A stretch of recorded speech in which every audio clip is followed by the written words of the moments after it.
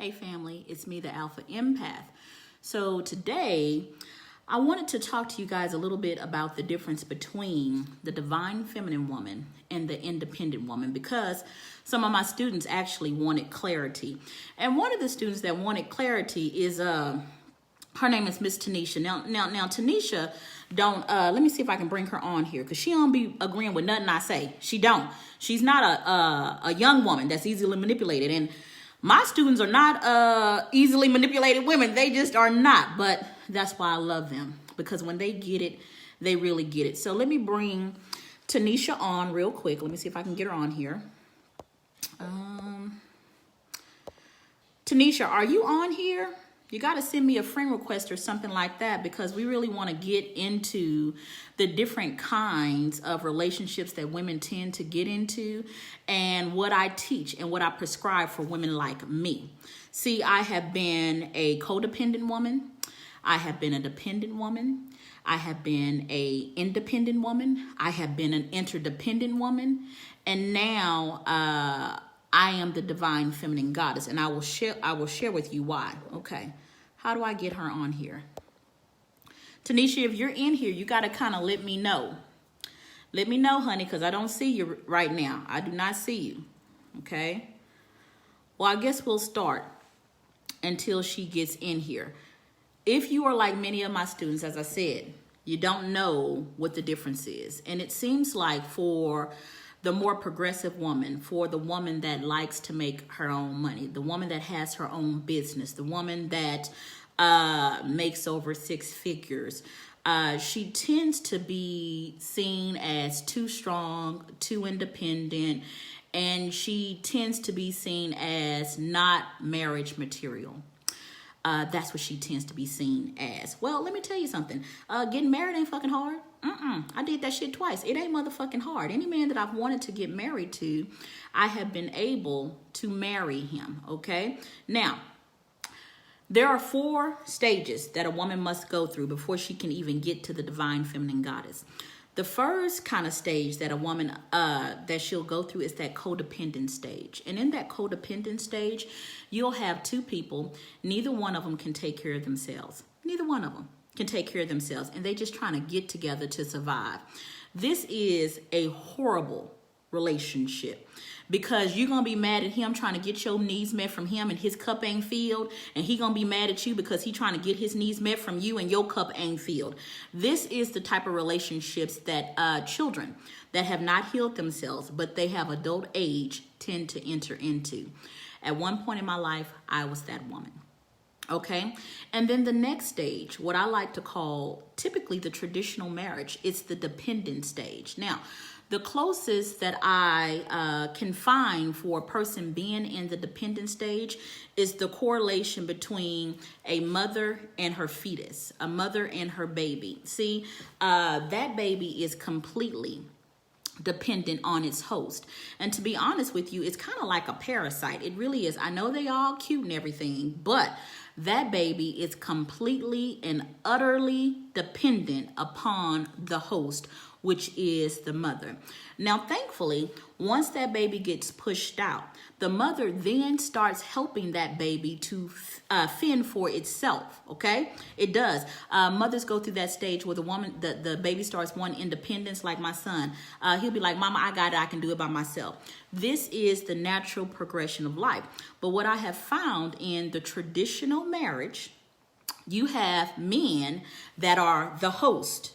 They are the host, and they want the woman to act like the baby. But when they birth her out, they never teach her how to fend for herself. She is always in 100% dependent upon him to take care of her. I can't teach my daughter to live like that. I cannot, because I know that life has ups and downs. It does. Life has ups and downs. And I'm of the belief system, and I'm not religious, but I love scripture. I do. And not just the Bible. I love a lot of religious books, okay? I really, really do. But there's a scripture that says, cursed is the woman or man that trusts in other men. I am not about to make a man my God. because he is fallible in his humanity, just like I am fallible in mine. This is why the dependent relationship, which a lot of men want because they need to be needed in their ego state, they want a woman to stay completely dependent upon them. I don't teach my ladies that. But I do understand that some women want that. I just want him to rescue me. But I hope that you guys understand what comes with that territory. I hope that you can understand that, okay? Let me see if Tanisha finally gonna get back up in here. She ain't on here just yet. I don't know what in the hell's going on, but we're gonna keep going, okay? So once a woman gets tired of the dependent state, once she gets tired of that, and she's like, you know what? It makes me feel insecure in myself because if something happens to him, I'm completely fucked. I was in financial services for years, and I found women that once their husband died, they didn't know how to drive, they didn't know how to pay their own bills, and they ended up living with their children. I can't roll like that. I can't roll like that, and I'm not going to teach that, okay? But I went through it, okay? The next stage, okay, is the independent stage. And this stage is crucial to women. It's crucial to anybody, okay? But it's crucial. People, and especially women, want to say, oh, let's just skip that stage. We don't want to go through that stage at all. No, the independent stage is when you find out who you are. You find out how to take care of yourself. You find out so many different things, okay? You find out so many different things about yourself. This is where you find out what it takes to love you because you know how to love you. This is also the stage where you as a woman nurture and nourish your own masculinity. You nurture and you nourish your own masculinity. This is the stage that's actually preparing you to be a wife. Don't skip this damn stage. It's important. How in the hell are you going to nurture and nourish a man into greatness if you can't nurture and nourish your own masculinity into taking care of you? You ain't going to know how to do it. You're not going to know how to do it, okay? You're just not. And a lot of women in this independent stage, they think because they make a lot of money, they make six figures, that a man should want them. But no, I'm not. I'm not gonna give you that. I'm not gonna give you that. And I hope that you can hear this in love. See, somebody is nurturing and nourishing you into that.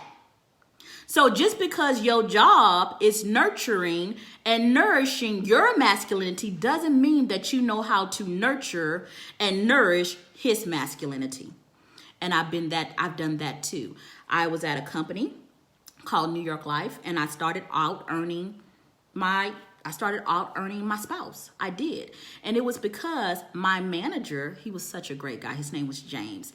He nurtured and he nourished my masculinity into greatness. But I didn't know how to nurture or nourish anybody else's. Then I became an entrepreneur. And if you are an entrepreneur, you know that you have to figure out how to nurture and nourish your masculinity. That force within you that makes you get up and go. That force within you that's ambitious, that drive. But you have to balance it with your femininity, which is the thing that casts the vision. It's the thing that says, this is what I want to do with my life. This is what I want my legacy to be. It is the creative force. And then your masculinity kicks in to establish it. This is what I call the interdependent stage. And you can't become interdependent until you have balanced your feminine and your masculine. Now, this stage makes for great marriages. Oh my God. It makes for phenomenal marriages. And I hope that you girls can understand this, okay? Interdependence for women like me. Now, every woman's not like me. I'm only speaking to my tribe here, which is women that have a lot of masculinity, and I do, and I love it, and I'm not trying to change. I became a work-from-home mom, not because I needed to increase my femininity to acquire a man. Not trying to be funny, but I can get one of those, okay? I really, really can. I decided to increase my femininity because that was the balance that I needed for me. It didn't have anything to do with the man. And I figured that out in my independent stage. That's what I did, okay? I said, while I'm in corporate America, it causes me to, because I'm ambitious and I'm also competitive, it makes me too masculine and I'm not happy. It causes an imbalance in me. Now, I don't want to get rid of my masculinity at all. I want to always be able to take care of myself. Like I teach my ladies, know how to pray, but don't ever be prey, okay? But I said, nah, I kind of like feeling more restful. I kind of like feeling more at peace. And then I was developing a lot of lower back problems, And your lower back represents your femininity. It is the motherboard of every other thing in your body, and it has to be protected. And when it becomes stressed out, you get a lot of pain in there. Now, my spirit kept telling me to leave corporate America. I didn't know why at the time, but I trusted my intuition and I left. But what I needed to increase my femininity. So I used my femininity to create my coaching platform. I do this from home in the company of my 7-year-old son, where I can have enough time to nurture and nourish him without somebody telling me what I got to do for them. That is what I did for me, not to acquire a husband. I did it because I loved me. And you learn this in the independent stage. If you make that choice to acquire a man, when the man gets to tripping and you no longer like him, you're going to go back to your old ways. Because you didn't make the choice for you. You made it for him. Don't be like that, ladies. Don't be like that. So then the last and the final stage is the divine feminine stage. And this is when a woman has said, I am choosing to acknowledge the divinity within me. I am choosing to acknowledge that I am unique and I don't have to be like every other carbon copy out here. I'm different, and I embrace all my flaws.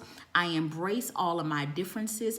I know how to nurture and nourish anybody into their greatness in their masculinity because I know how to do it in me. But I'm not going to do it because I want him. I am whole with a man or without a man. And when you start being in this level of wholeness, then the universe gives you everything because you no longer need it. I hope that makes sense to you, ladies. And I'm really sorry that Tanisha was not able to come on here. Maybe we'll be able to get her on a little bit later. I love you, and I will talk to you soon. Bye-bye.